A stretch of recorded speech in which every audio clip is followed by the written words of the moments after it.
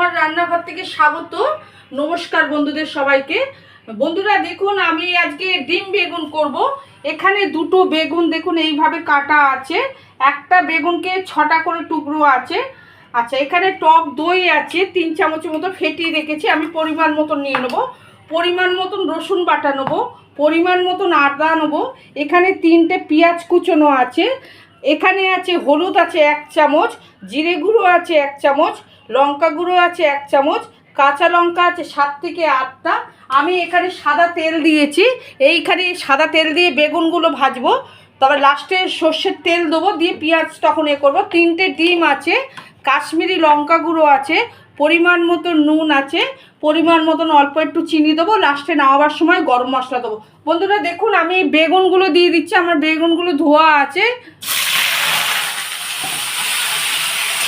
আচ্ছা, বেগুনগুলো একটু ভাজা হবে ভালোভাবে, তারপরে আমি করবো। এখানে একটু নুন দিয়ে দিচ্ছি অল্প করে।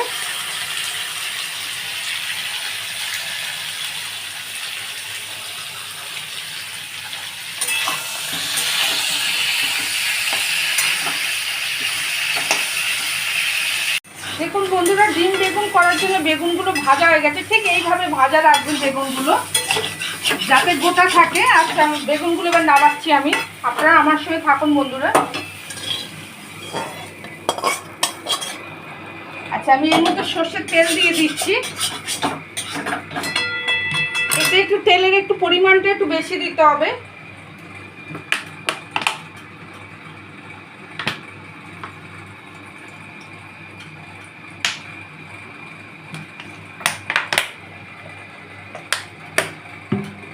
আচ্ছা, একটা তেজপাতাকে আমি 4 টুকরো করে নিয়েছি ফোড়নের জন্যে।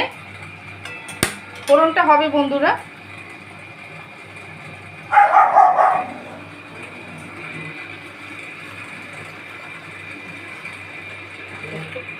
তেল আর তেজপাতা ফোড়নটা হয়ে গেছে। আমি এখানে 3টে পেঁয়াজ কুচি দিচ্ছি।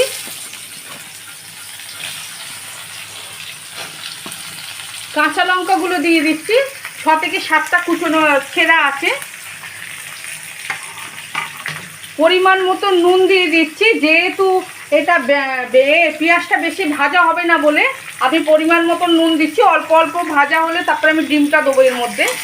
আচ্ছা, এখানে আমি টমেটো, আপনারা টমেটো দিতে পারেন। আমি টমেটোর বদলে টক দই দিচ্ছি, আপনারা টমেটোও দিতে পারেন।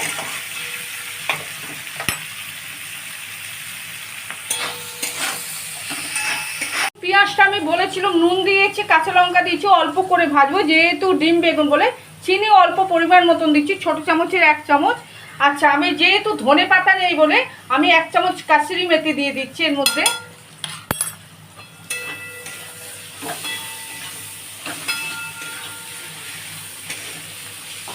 আচ্ছা, এখানে নুন, এই লঙ্কা গুঁড়ো, হলুদ গুঁড়ো, জিরে গুঁড়ো, আদা, রসুন সব কিছু এর সঙ্গে মেশানো আছে বন্ধুরা।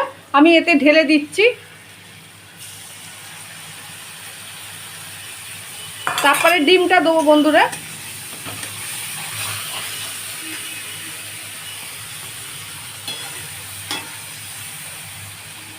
দেখুন বন্ধুরা, আমি ডিমটা ফাটিয়ে দিচ্ছি এর মধ্যে।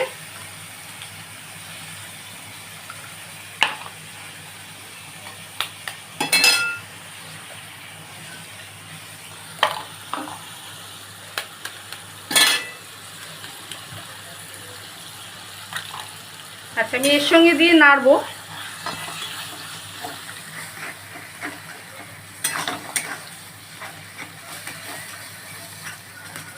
থাকুন বন্ধুরা আমার সঙ্গে।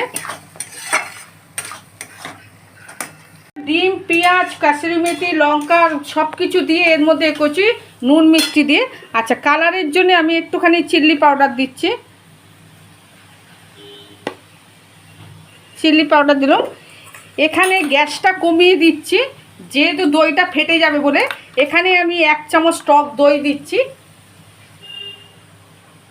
আর একটুখানি দিচ্ছি, দিয়ে এবার শুধু নাড়তে থাকবো বন্ধুরা।